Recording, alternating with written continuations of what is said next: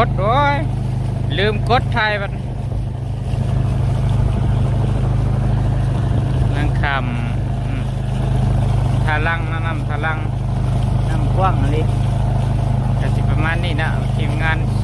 2 4 6 คนทั้งหมดในเรือนตุ้มหนึ่งไปก่อนแล้วอีกคนนั้นแล้วต้องไปข้ามไปนะฮะนะว่างขี่เรือไปประมาณอยู่2 ชั่วโมงฮอดเนาะ2 ชั่วโมงเนาะ2 ชั่วโมงน่าจะฮอดอยู่เรือใหญ่อยู่กัน3 ชั่วโมงเรือถึงค่านี่ก็น้อยเนาะ